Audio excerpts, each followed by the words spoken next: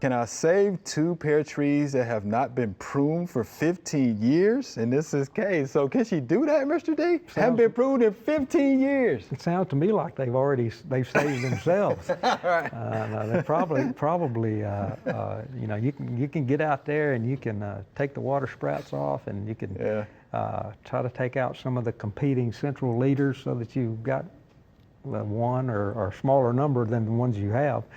Yeah. But severe pruning will encourage more water sprout development.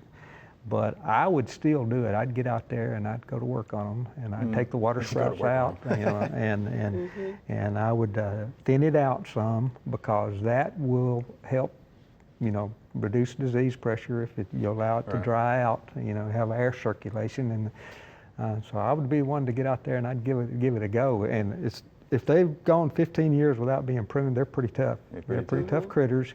They're probably big. Yeah, probably pretty big. You probably need a chainsaw. Can you prune too much?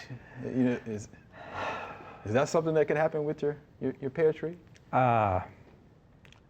Only if you do what I call severe renewal pruning, probably, and you cut it off even with the ground. That is too much. Yeah, that's too much. You know, that's too much. But probably not, as far as a tree like this that's got a heck of a root system. Yeah. It's got a heck of a root system to support all that above ground growth that it's got. If you take off 30%, 50% of that above ground growth, you're going to get a flush of growth though.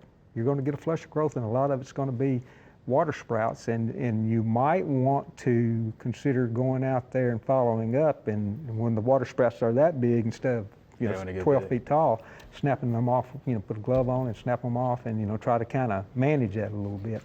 But if you do that, if you do some pruning, and then if you do some fruit thinning, you know, before the fruit gets too big, you know, you should have some good fruit on there. And I have seen trees like that. I actually have. I've seen them, and I've attacked them before. He's attacked them before. They do tend to survive.